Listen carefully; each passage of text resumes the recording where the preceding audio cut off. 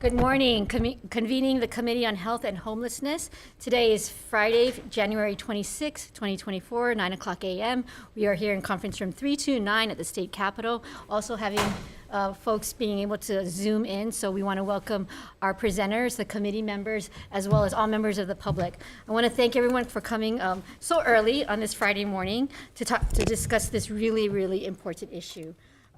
Over the course of the interim, we learned a lot about what's happening in the field of youth mental well-being and behavioral health, and I really wanted to start this session focusing on that. Wanted to share with the public some very stunning statistics that makes me pause and makes this work all the more important.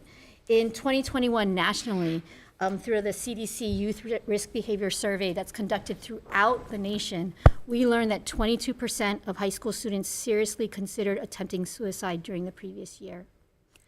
I want to pause because that means 1 in 4 youth, as you look out into your community, has seriously considered attempting suicide. 18% of high school students actually made a suicide plan. So this is serious stuff. Hawaii data demonstrates, based on February 2021 data, through the National Alliance of Mental Illness Hawaii, one of our community partners, they reported that 1 in 6 American youth aged 6 through 17 experience a mental health disorder each year, with 10,000 youth in Hawaii ages 12 through 17 experiencing depression. Of these youth in Hawaii, 68.9% who have depression did not receive any care. You put all of those statistics together and you look at the things we have experienced as a community over the last 3 years, and you can understand that we have a silent mental health crisis going on. Now, members of this committee, and I want to welcome Chair Lisa Martin, have been long advocates, and we have passed legislation last year to start a crisis mobile unit pilot program in 2 counties and districts. So we're going to get some information on the progress of that. But what I wanted to do was share with this committee and with the public some important work being done by the Department of Health through community partnerships based on both federal, mostly a federal grant, a 5-year federal grant that's building up the infrastructure in the community to address the range of services we're going to need in the community. I'm not going to talk much longer because I want to turn it over to some of our presenters, and then we'll have lots of time for questions and answers, members. I'm going to start off with our 2 doctors who may have to run off.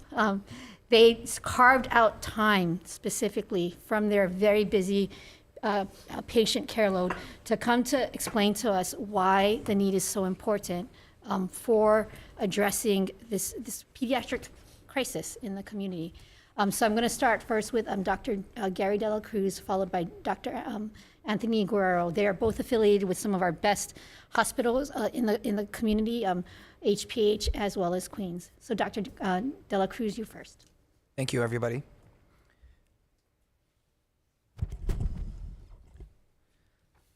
Good morning. My name is Dr. Joseph Gary Dela Cruz.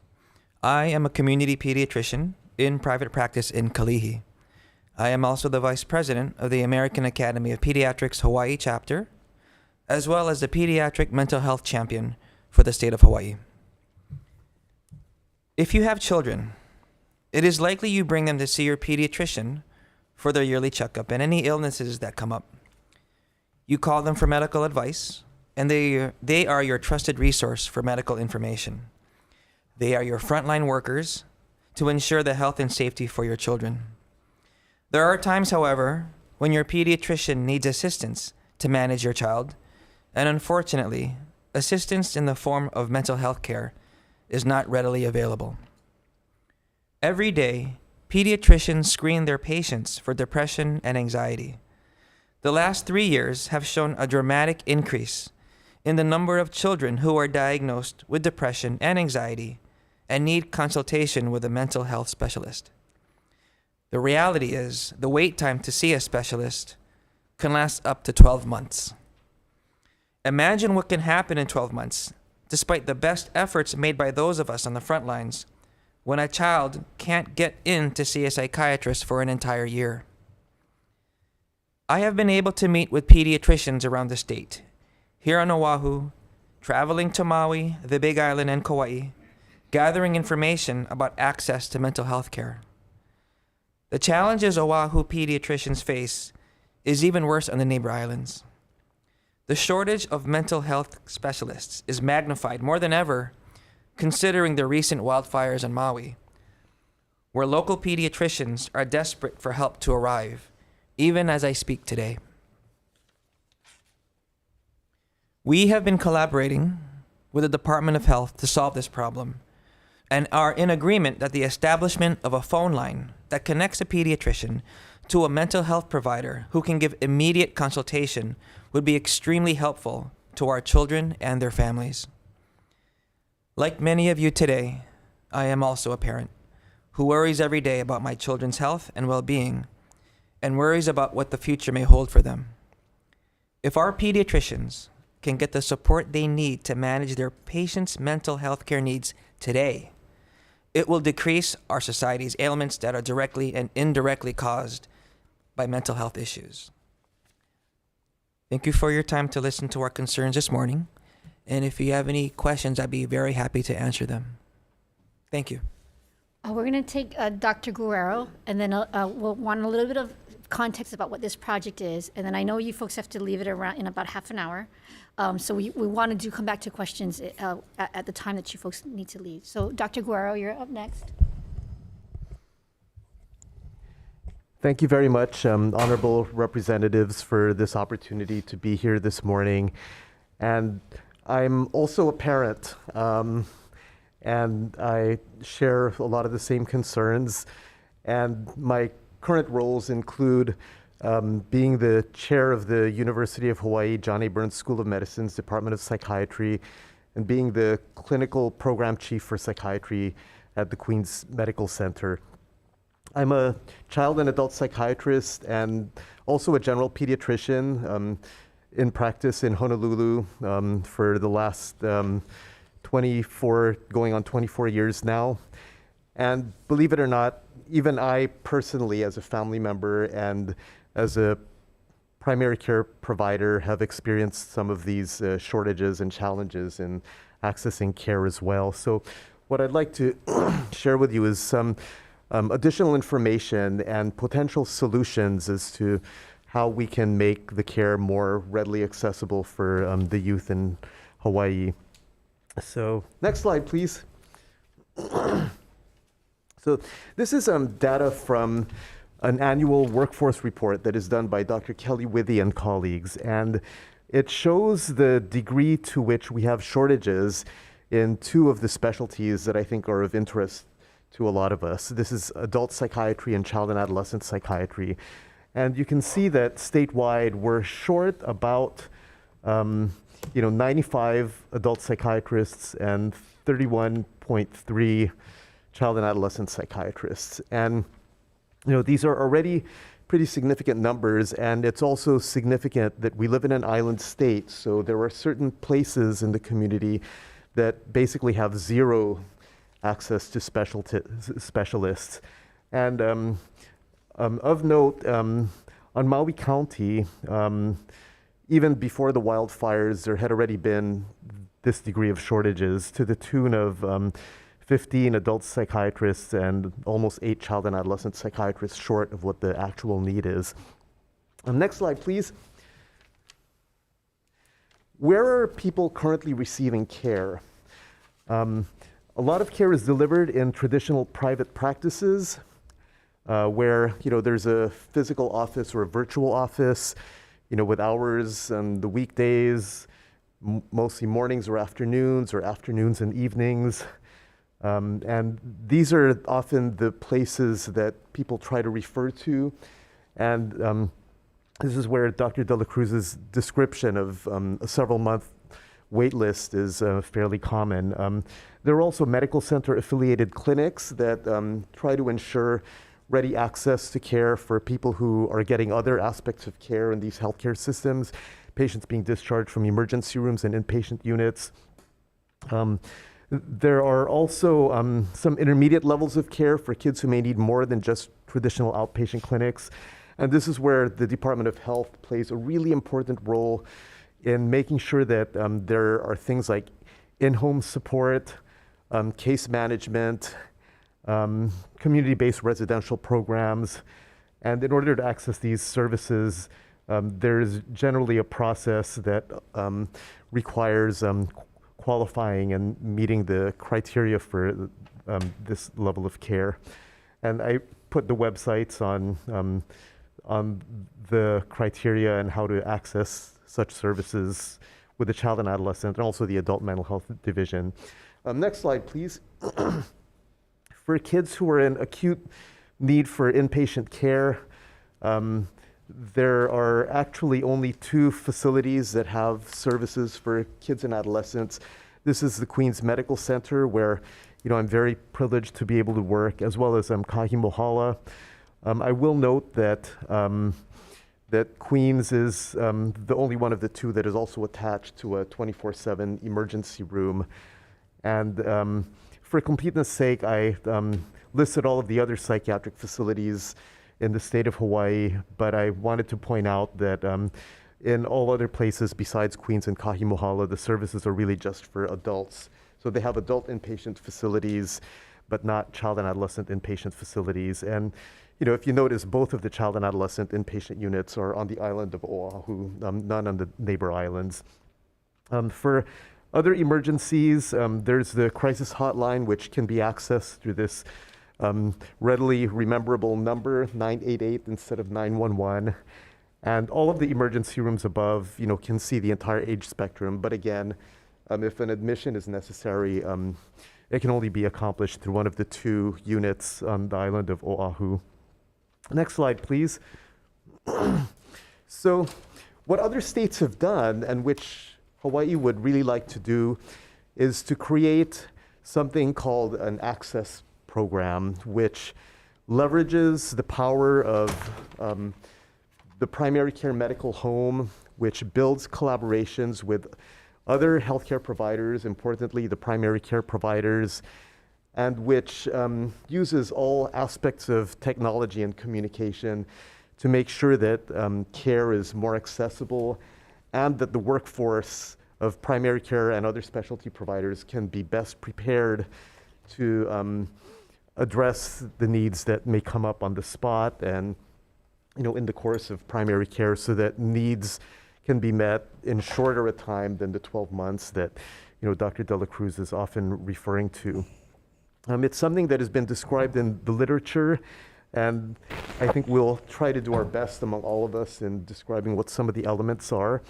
But in a nutshell, it does incorporate what Dr. De La Cruz described as a warm line, a phone line where primary care providers can get specialty consultation. And it also includes components like care management and navigation, so that the primary care provider and the family can have a little bit more of a one-point entry into the rest of the system, and can learn about resources, and can have curated lists of providers that are able to take referrals at any given time. And if you look at the next slide, I apologize that this is going to be really hard to read, but for all of you who are on Zoom, or for all of you who might have had a handout, yes, thank you. It basically illustrates that not everyone is going to need an inpatient hospital stay. Not everyone is going to even need a long-term and ongoing relationship with a psychiatrist, which, as I showed, is in short supply. A lot of people on the sort of base of the pyramid, that represents a larger proportion of the population, and they may be able to get good care just from being within their primary care medical home. As long as the medical home gets some degree of support in terms of advice on screening, and maybe some periodic access to other information about prevention and encouraging well-being. If you look at the next level above, maybe these are the kids that might also need some additional help from the primary care provider, working in collaboration with a mental health provider. And maybe if you move to the higher level, maybe these are the kids that might need a one-time evaluation, but the primary care provider can manage the rest of it once they are able to see the kid together with a specialist and figure out what might be the next thing to do. And even for the kids that are on the highest point of the pyramid, where there's fewer of them but higher levels of need, a good collaboration between the primary care provider and the specialist can still be really important, just so that no aspects of the kid's care is missed, and so that the primary care provider can also be in the position to learn about what's going on, and hence able to take care of any other kids that may show up at their doorstep. But the key to all of this is there in between the rectangle and the pyramid, which shows how this phone line where you can access a specialist as a primary care provider, and the elements of care coordination and community navigation can sort of link these pieces together and make sure that the access happens, and that we can serve all elements of the population, not just the ones with the highest level of need, but the ones that will reach the highest level of need if we don't do something earlier in their life and earlier in the course of their condition, rather than wait 12 months. Next slide, please. So what I just showed you is that I think this is quite possible for the state of Hawaii, a state that has demonstrated a very strong commitment to kids and adolescents, a state that has had very positive models for early identification and early intervention, thanks to a pediatrician that is well known to many of us and that has been a mentor to a lot of us. That's Dr. Calcia.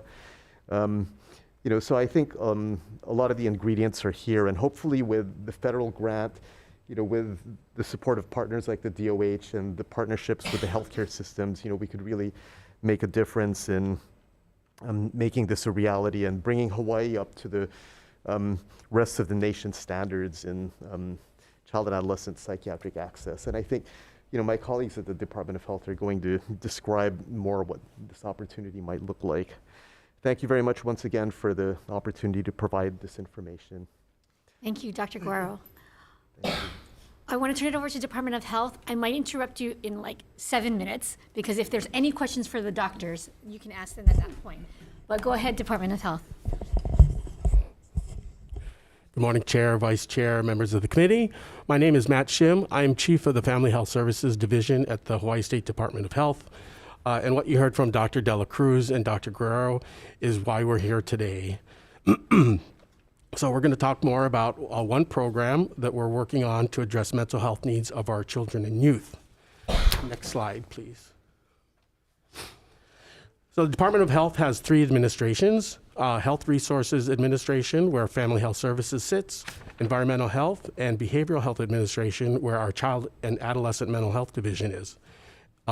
CAM HD focuses on tertiary prevention, while Family Health Services focuses on primary prevention, aimed at the general population and identifying concerns before they progress into a mental health disorder. Next slide, please. So Family Health Services is committed to improving the health of women, infants, and children, including those with special health care needs and families. Family Health Services Division works to promote health and well-being with health equity, social determinants of health, and multi-generational approaches. The division has 3 branches: our maternal child health branch, our children with special health needs branch, and our women, infant, children supplemental nutrition program. So just a little bit, Family Health Services by the numbers. We have over 30 programs, 18 grants, 150 contracts with our community partners, 283 full-time employees statewide, almost $100 million budget. 50% of that is federal funds, 31% is state funds, and 19% is special or other funds. So now I'd like to introduce Keiko Nita, who is our early childhood coordinator from our Children with Special Health Needs branch, and Renzi Ballarin, who is our pediatric mental health care access coordinator. Thank you. And next slide, please.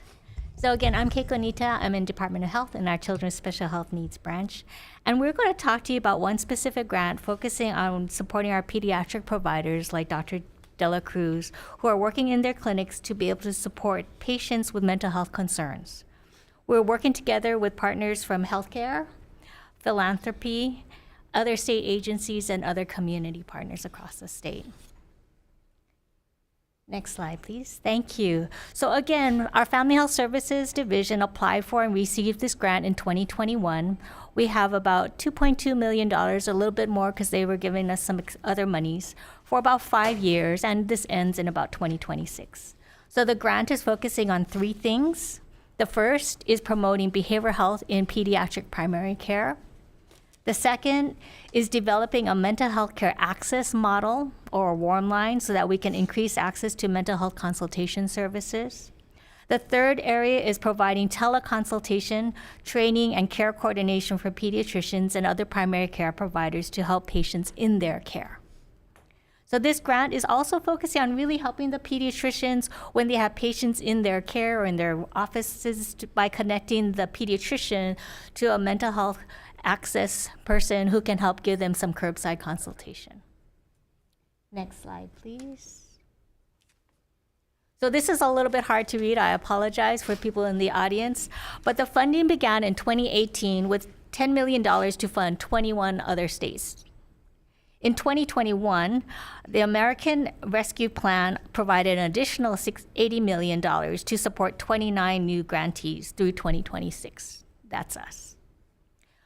There was also some additional funds from the Bipartisan Safer Communities Act in 2022, which provided an additional $80 million over 4 years for this grant. This allows expansion to emergency hospital departments, as well as looking at the schools and helping to support that school-based behavioral health. So 49 of our grantees received 1-year expansion grants.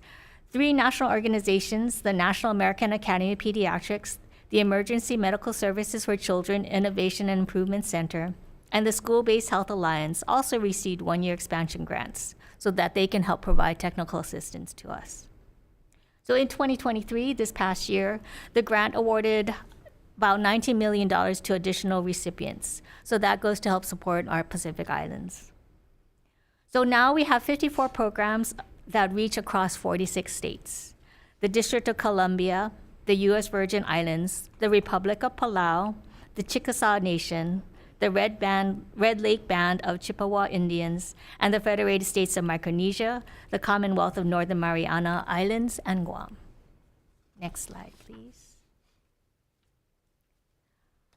Although the percentage of children in Hawaii with reported mental, emotional, developmental, behavioral problems is less than the national average, over time, the value in Hawaii has been increasing. As Representative Bellotti pointed out, that 22% of our kids who have some suicide ideation are really just the ones that are reported. We know that we also, of the 15% of our children who might have a mental health disorder, about 30% of these children experiences 2 or more of those adverse childhood experiences, and at least 18% experience at least one of those adverse childhood experiences. Now, adverse childhood experiences are those potentially traumatic experiences that occur in childhood. These experiences include, but are not limited to, extreme economic hardship, violent or traumatic events involving their parents or caregivers, living with someone who has a mental health condition, and are being treated or judged unfairly based on their race or ethnicity. Those are the adverse childhood experiences that many of our families are facing today. Next slide, please. So just to give you an idea of the scope that we're talking about, there's about 300,000 children and youth under the age of 18 in Hawaii as of 2022. And the data might not surprise you that many of the disparities of poverty are measured by the percentage of children living below the federal poverty level, and many are our Hawaiian or Pacific Islanders and the Hispanic and Latino communities. So there are many disparities that we need to address. Next slide, please. As Dr. Guerrero pointed out in his slides earlier, the psychiatry demand has long been reportedly underestimated, and currently there's about a 42% shortage of child and adolescent psychiatrists across the state, most notably in Maui County at 62%, in Hawaii County at 55%, followed by Honolulu and Kauai. The shortages of child and adolescent psychiatry affects all of our island and communities. Because of these statistics, we know we can't keep doing more with less. This is why we're looking into this model to address these concerns. And I'm going to turn it over to my colleague. Hi everyone, thank you for having us today. My name is Renzi Mir Balaran and I'm the Pediatric Mental Health Care Access Coordinator. And so for the grant that we received from HRSA, we have 3 main deliverables that we are trying to accomplish. The first one is to provide training to primary pediatric mental health providers, primary pediatric providers. And the next is the warm line that we had been talking about. So to create a warm line where providers can access and talk to a child adolescent psychiatrist. And then a third part in conjunction with the warm line as well is to create a coordinated intake and referral system so that we can assist providers that are not just looking for a child adolescent psychiatrist to talk to, but to also be able to refer them to other resources such as find where they can refer for therapy or other community resources that may help them. And next slide, please.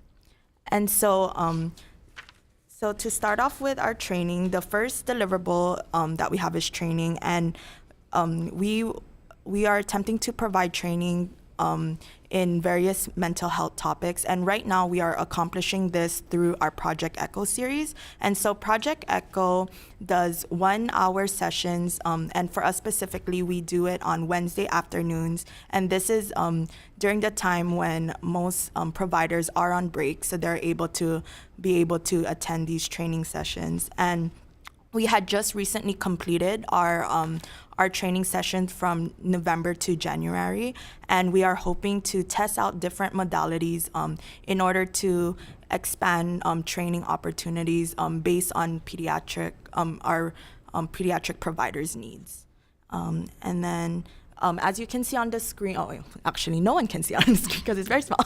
Sorry, but for those who have, so we have some training topics we have talked about is anxiety, depression, ADHD. We've also covered infant mental health, trauma and caregivers, talking about the integration of primary care and behavioral health, some of the major topics we've talked about. And then next slide. So the big component that we've been focusing on mainly is the warm line. And so for the warm line, this is to go in conjunction with the training. So the providers, they're getting training, and we don't expect them to do a 1-hour training session and, I can diagnose kids right away. So this warm line is so that with their training, they can get the added supports to know that maybe their diagnosis is correct, or if they're having difficulty, choosing a medication, or their patient is not responding well to a previous treatment, they can get additional help for that. And then, one scenario is, so a child comes in to their provider and they may have, they test positive in one of the screenings that are provided. And then so within, so that office visit, for example, Dr.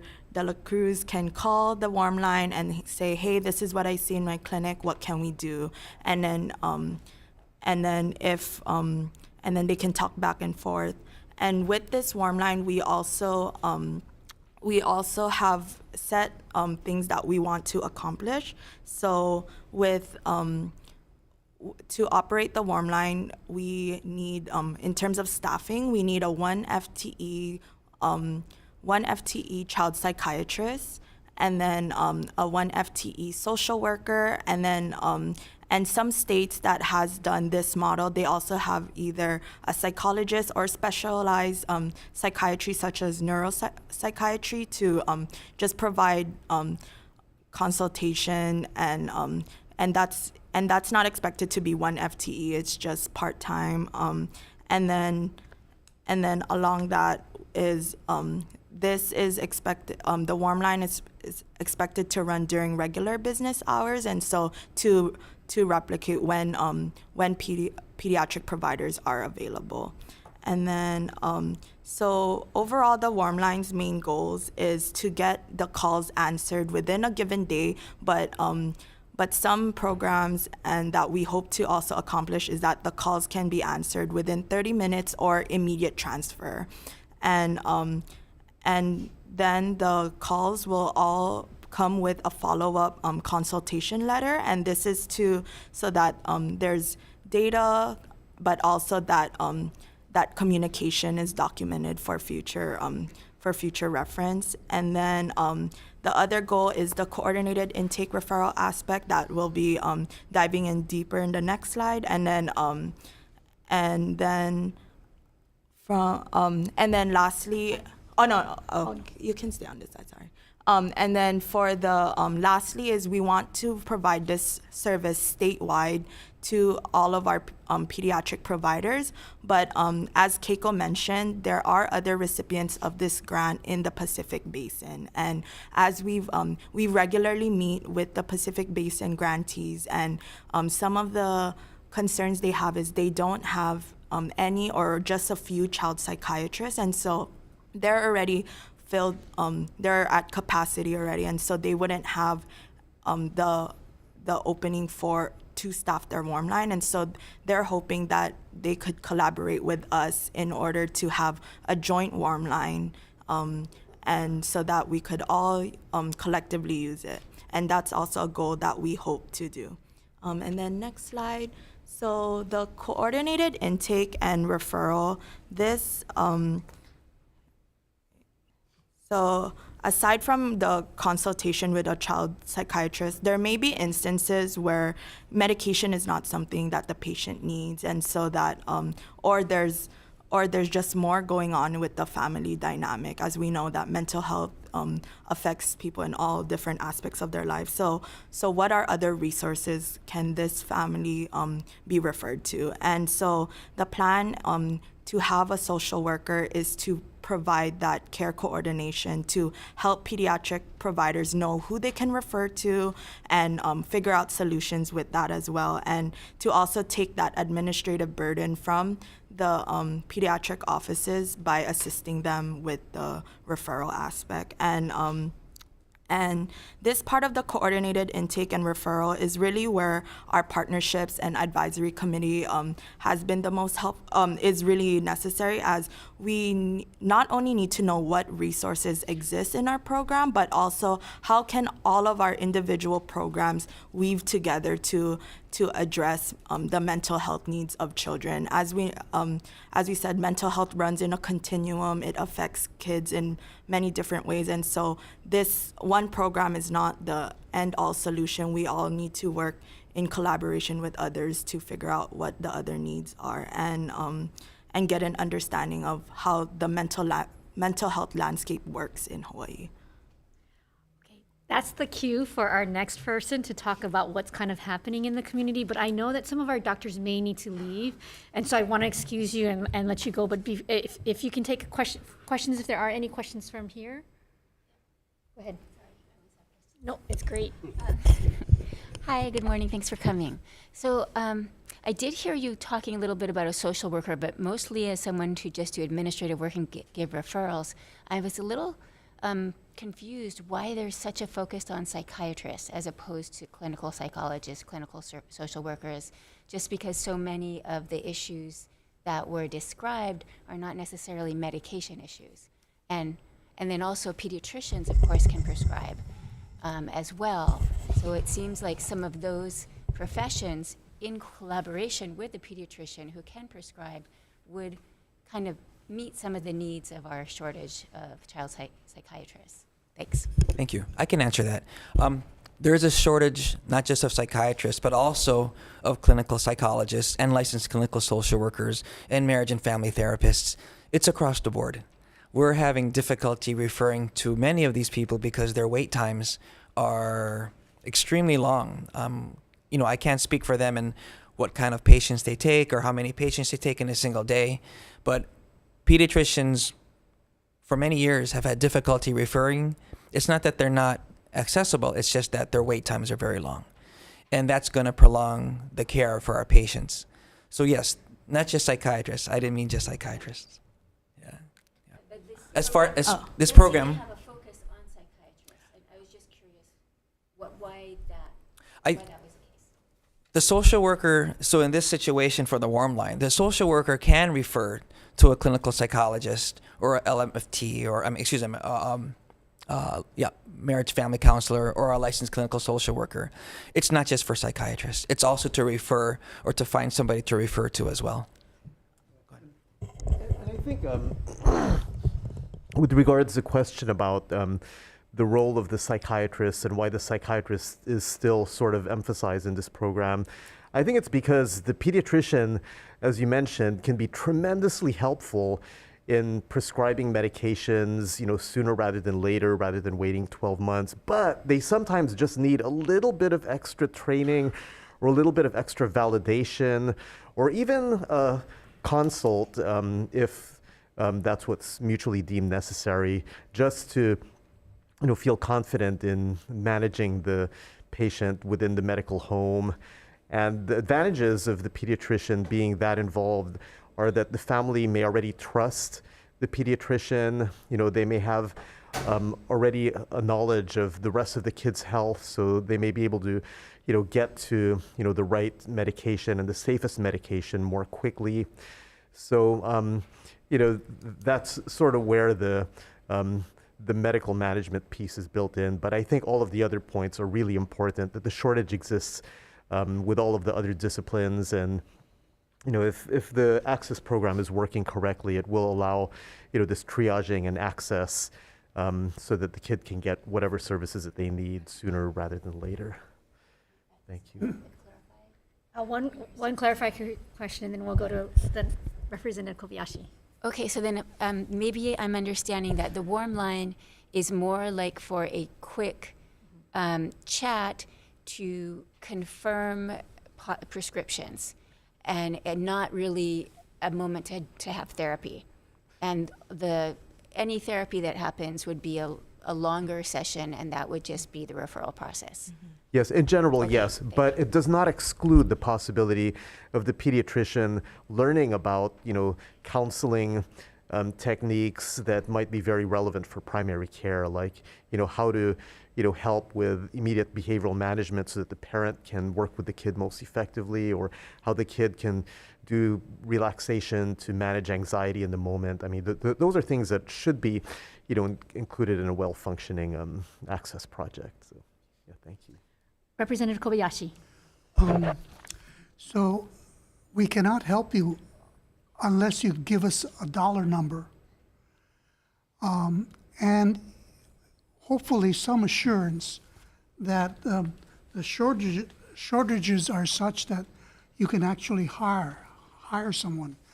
We have many shortages, and we have provided funding only to find that the funding cannot be used because the shortages are so great that there is no one to hire. So how much do we need in terms of dollar amounts? And can you find a person or persons if dollar amounts are available? Thank you, Rep. Kobayashi. I can say we do not need money from the legislature at this moment. We have $2.2 million from the federal government, and we are using that to fund this project to get it a kickstart. At the end of the project, we may have to come with an ask, but we're going to work with our community partners and philanthropy over the time to determine sustainability. Thank you. I have a question before we go to the community partners. So this is a 5-year grant. We're in year 3. There's a lot of steps that have to get walked through and then boxes to check. It's a lot of planning. It's a lot of coordination. It's a lot of building blocks. So where are you in the process of actually rolling out a warm line? And can you speak to a little bit to that?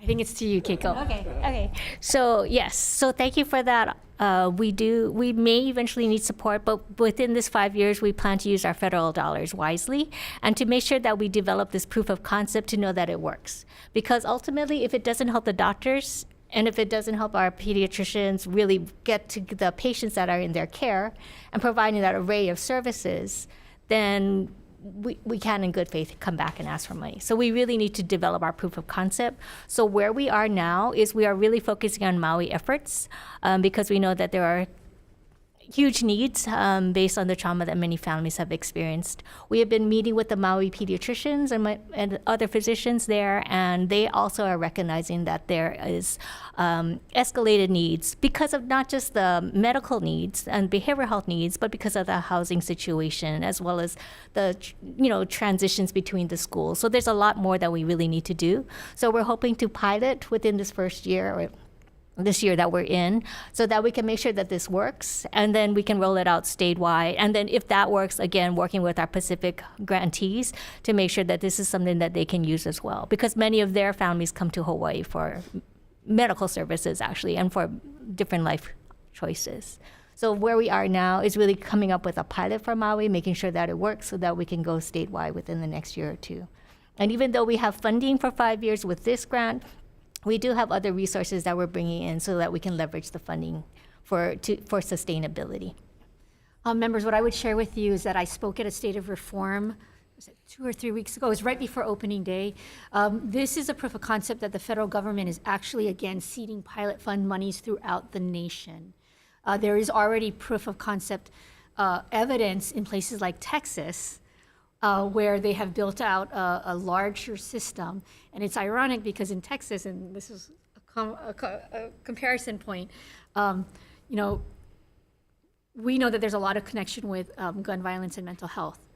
Our sister state may not focus as much on gun violence laws or gun control laws as we do, but they certainly focus on mental health funding.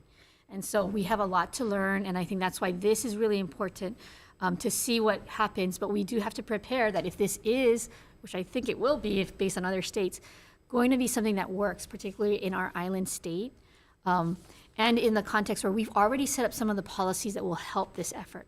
Our telehealth bill that we passed last year is building upon telehealth laws that we had pre-pandemic. We have some, while we do have workforce shortages, we have other bills that have been looking at staffing up those shortages. So hoping that this is going to work in 3 years' time, we will need to look at possible funding sources. And in other states, there are also things that they point to as far as what might be potential funding resources. And that's why we need to have all of the community at the table, including our insurance plans, who I hope are listening to this informational briefing as we're talking. With that little bit of commentary, I think that's why we have to be watching and participating in this, because the legislature has not been part of this effort for the first 2 years of this grant. And I'm so grateful that they're willing to come talk to us and share with us what they're doing. There's a piece of this also, and this is a question, there's a community advisory or an advisory board that you guys work with. Keiko, can you speak to that? And then maybe we should shift to Justina, because she actually is part of that critical community piece. And again, if the doctors need to leave, thank you so much for joining us, and thank you for doing this work.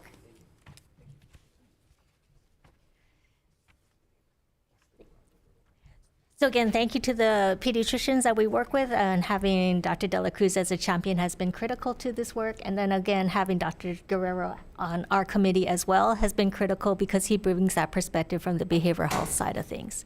So we have had an advisory group that is part of the grant requirements. So most federal grants, they do require that there's an advisory committee so that they can provide oversight and ideas and suggestions for improvement within the implementation of this model.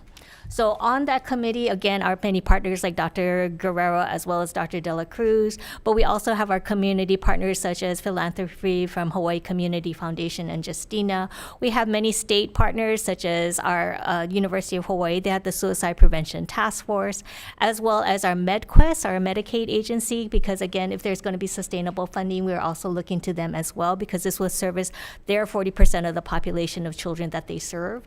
So again, there's other private partners that we work with, like the Hawaii Primary Care Association works with the federally qualified health centers because again, they're in our communities and they know what the community needs are, as well as making sure that there's families and the providers at the table so that we can make sure that their needs are represented as well.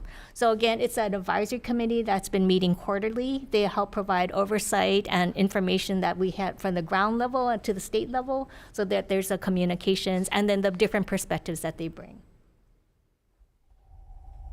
So if we can turn it over to Justina from Hawaii Community Foundation. To kind of put the meats to the bones as to how this advisory committee is actually bringing support and services and making this grant successful. Sure. Thank you. Aloha, kakakia. Great to see you guys this morning. I'm Justina Acevedo Cross, a program director at the Hawaii Community Foundation. And most of my career has been around like systems change, always with a look at like policy or what can be put in practice. My area that I'm most passionate about is what can be done for our children and families in Hawaii. And part of that role has been with this advisory committee for the pediatric mental health care access. And that wasn't serendipitous. It was actually a lot of alignment with work that we already have underway through the Hawaii Community Foundation and a multitude of other partners. So in less than 10 minutes, I'm going to try and give you the very condensed version of kind of the community and work that we already have that's strengthening our system for child and adolescent mental health and work that we can really build on in this project. So if you could go to the next slide.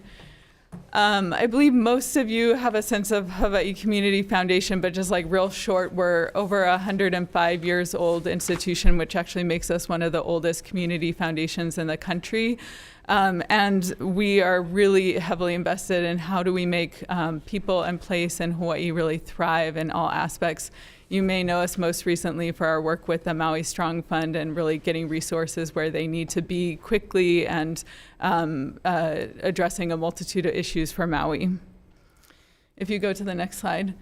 So I just wanted to couch kind of where the work around child and adolescent mental health has fit into our work, which is through the change framework. And we really believe that there's 6 sectors in Hawaii that need to thrive in order for us to have this better Hawaii. And one of those, the H letter, represents health and wellness. And it was really important for us to put in that wellness piece. I appreciate Representative Martin actually saying, like, what's that social work and kind of upstream, and we had Dr. Guerrero point to that pyramid model, which I want to bring us back to, because the more we can focus on all layers of the pyramid from the very bottom of just maybe need some support. I mean, really every family in Hawaii needs some level of support, all the way up to our complex cases. We're going to have this wonderful ecosystem for our children and families. So this work is situated in children and, in the health sector. We have focused on both working on things like the mental health crisis hub, but also have started an initiative 6 years ago called the Promising Minds Initiative, which was because of great advice about what was the need in our system. And one of the big needs and gaps was that that we didn't have a system that was working for our children and families. Often our mental health system wasn't inclusive. It wasn't including our infants and toddlers and families. And for anything, if you take away one main point, the work that we're trying to do is to build that inclusive system that includes our infants, our toddlers, their families, all the way up through our kapuna. And that's the idea for this system. If you go to the next slide. So just wanted to share a little bit over the 5 years. I pulled some numbers from, just looked at our past budgets and things. We have spent $5 million of philanthropic funds to bring about change in our early childhood behavioral health system in Hawaii. I would be remiss if I didn't say those aren't all Hawaii Community Foundation funds. We've actually had wonderful philanthropic partners, both from National Robert Wood Johnson Foundation, the Stupski Foundation, and many of our local partners here to make this happen. They really believe in this work. So we just wanted to say there's good work that we built on, and a lot of these funds that we've spent, we've done them in conjunction and tried to braid them and blend them as much as possible with Department of Health efforts so that we're aligned.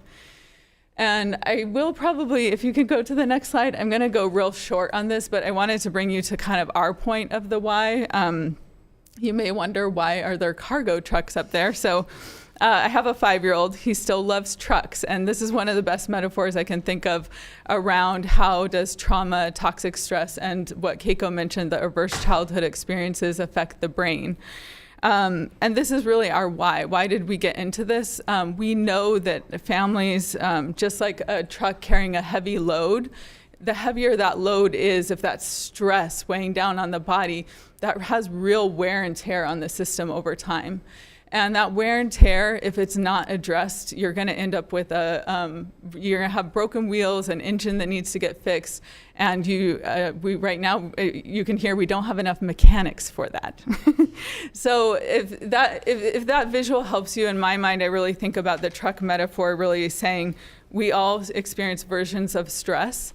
Some of those can kind of have positive momentum, even if they feel stressful in the moment. But we're talking about acute toxic stress, chronic conditions. Those could be early illness.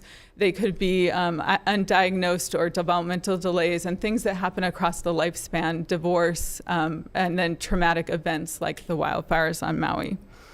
So that's how we got into this, because we realized that this was an area that needed more support, and it was really an area that philanthropy could come in and support. And then if you go to the next slide, you probably have to press like 2 times to go through. There's, in the blue boxes, that's where I'm going to focus today, is just sharing a few of these interrelated areas that we've been investing in. The first, which I mentioned, is the Promising Minds initiative at Hawaii Community Foundation. And then in conjunction with partners, that next box has become really important. We realized there wasn't a great playbook to say, what are our shared goals around infant and early childhood mental health for the state of Hawaii? And over 2.5 years, developed that plan with clear objectives and 4 key areas that both governmental and non-governmental partners are working on. Again, then we heard from Renzi and Keiko and Matt about the Pediatric Mental Health Care Access Hawaii. That piece is going to be such an important part of our system once we get it up and running, so that we can alleviate some of that concerned pediatricians. And I heard this new term, which I think I'm going to adopt. So not just pediatricians, but really our pediatric primary care physicians. And the reason to say that is we have many of our doctors on Maui who are family doctors, our APRNs, and they're servicing as our pediatric population. And then looking at, I will share a little bit with you, the last box on the bottom left, about a pilot that's happening through Hawaii Island Community Health Center. It's really piloting infant and early childhood mental health improvements in the pediatric setting. So if you could flip to the next one, just I want to be mindful of time. This slide is demonstrating the really unique mix of governmental and non-governmental partners that we've had for the Promising Minds initiative, for the Infant and Early Childhood Integrated Behavioral Health Plan over the years. And if you're going to take anything from this slide, is just to know that there's many people who are working on this and stand ready to partner for the next phase of work, which is implementing the warm line. We have great people here like our Association for Infant Mental Health, who's building our workforce. We have national partners like 0 to 3 who've been providing technical assistance on sustainable financing strategies. And we have an amazing group of community providers who are working on those pieces that are preventative, help families who maybe are at risk of mental health concerns, both for parents and for children, and working to buffer against those adverse childhood experiences within program environments. So Rep. Bellotti had asked me, be concrete, make sure to share what what has been accomplished and what do we have. So that's what this next slide is, if you don't mind moving forward. Oh, and it's very small on the screen, so I will walk you through those bullet points. So what we have to build on with this pediatric mental health care, I tried to really link the things that we've done and provided investment in with the warm line, is we have a group of a cohort of what's called the child parent psychotherapy cohort. And these are for therapists, social workers, marriage, family counselors, a group of 15 who this June will be fully trained in parent-child psychotherapy in Hawaii across the islands. And for me, that's personally important because that curriculum and that way of looking at the work through child-parent psychotherapy is a specific trauma focus. So for a family who needs that service, we're going to have it now. And it's also for families who have children who are not verbal. It's not appropriate to do talk therapy. A baby is not really going to do talk therapy with you. And so this is an appropriate modality for working with children and families in a collaborative way. So very excited about those group of 15. And then we've had a wide variety of people who are trained. These represent nurses, social workers, through the Promising Minds Fellows Program, which is what the Association for Infant Mental Health puts on. And that specialized training is how do they really support the needs of those infant, toddlers, and preschoolers on their mental health, whether that's preventative or they're actually in time of crisis. And then if you think of the very base of the pyramid, that's actually where we spent the first 3 years working in Promising Minds, which is working with our early care and education community, our home visitors, our early intervention service, our preschool teachers, on being basically the first issue spotters for noticing trauma, maybe noticing something that could be trauma, noticing when a child is withdrawn in the corner, noticing and seeing what they could do to change their environment to create a space that feels safe and comforting. We have over 100 people trained across the state in that, and it represents over 10,000 of our keiki. And then in clinical settings, I have a next slide on that, but I do really want to talk through what Hawaii Island Community Health Center is doing.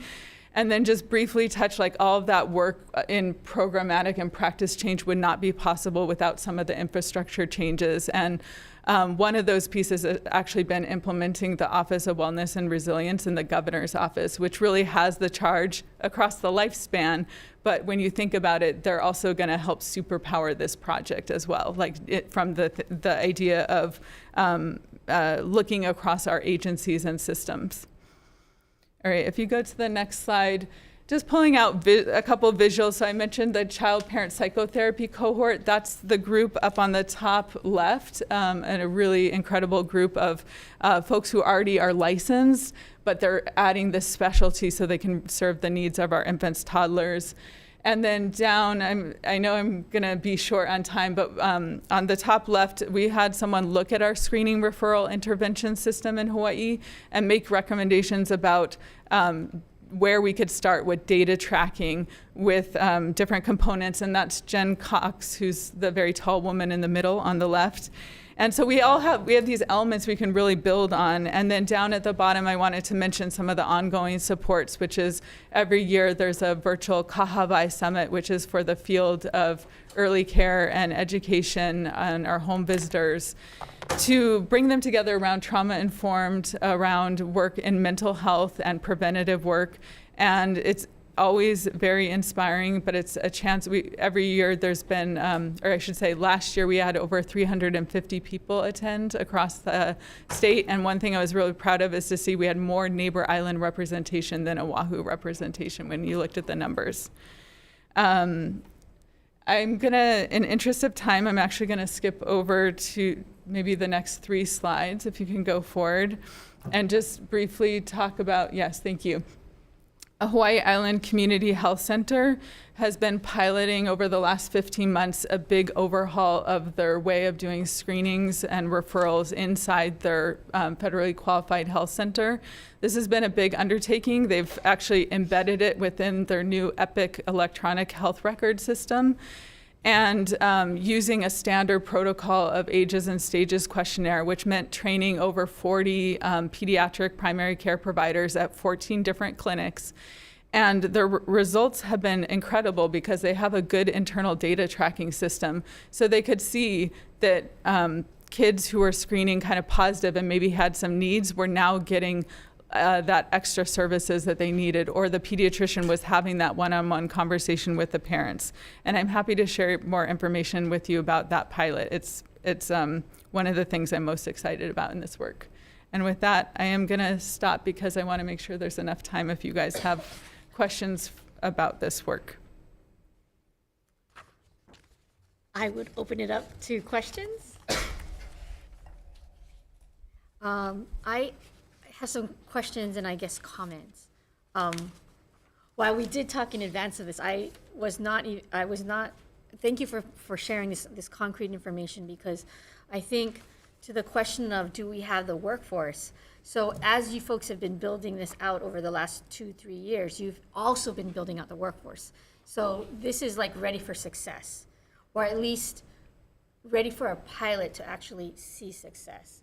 And then at the end of the 5 years, if all of the pieces are in place, while the ask may be, we don't know what the ask is. It's actually going to be a really realistic ask. And we can at the same time be collaborating on the policies that may be more necessary. So we don't have to wait on necessarily policy changes to start to help the effort. Is that a correct kind of characterization of what maybe our role is as legislators? Keiko and Matt, you guys know this, right? Yeah, obviously, any time policy can change that strengthens families and helps support families will make positive changes for wellness for children, adults, and kupuna. So, One of the areas is I'm thinking is I'm listening to what you've done to build up workforce, how you're going to rely on telehealth, but teleconsultations, that we need to keep pushing and make sure that the policy framework around reimbursements for those kinds of treatments is going to be present as we move into 2026 and 2028. That's one area I think we can see. Is there any other areas? You wanna go ahead? Okay. And then So I'll just start then, because yes, I think the work in telehealth and consultation has been, the groundwork has been previous to this grant. So we appreciate and we acknowledge the different broadband efforts that have been happening across the state, because we know there's still some pockets where it's a little bit spotty. So that's why there's a lot of good opportunities to build on this. At first we thought, teleconsultation, is that really going to be as effective? But what we've seen is success, and that kids are actually more used to having, working on their phones or on Zoom. So they're actually more comfortable with that as well. So there's a lot of great opportunities that we're building on. I think the next step of it is Justina has been doing an awesome job with bringing in more of those who can work with our young children through her Promising Minds, through her child-parent psychotherapy. So she's really laying that foundation for us, because even though there might be psychiatrists or adolescent psychiatrists or psychologists, not many of them have are able to work with our younger children. So again, that foundation has been really pivotal. I think the other part of it is really working with our health plans for the payment model. So I think that is one of the areas that we're working on, and to see how that can actually be funded and brought to bear, because we know there are different licensing needs. There's also their workforce areas that we need to address. But I think that piece of it is going to be critical for the next steps. Justina, do you have any other thoughts about policy areas that we might need to kind of mine and anticipate changes that are going to be needed? Yeah, and some are actually, I hope this is good news too, can actually be done through administrative policy kinds of changes and not necessarily through legislative policy changes. A couple areas, so building off of what Keiko shared, in the Integrated Infant Early Childhood Behavioral Health Plan, one of the areas identified in that is really around the systems and policies that need to be in place to support this work. And we have identified that one of the places it's harder to find sustainable funding, it's not easily paid for through our Medicaid dollars, is actually around continued workforce development. So there's some great things that I think we could build off of happening at the state level, like the loan forgiveness program. So actually social workers can qualify for that loan forgiveness program that has been started up through the governor's office. But what are other sustainable pieces that could be put in policy to allow a pipeline of a workforce specifically for children's mental health? I think that's going to be key.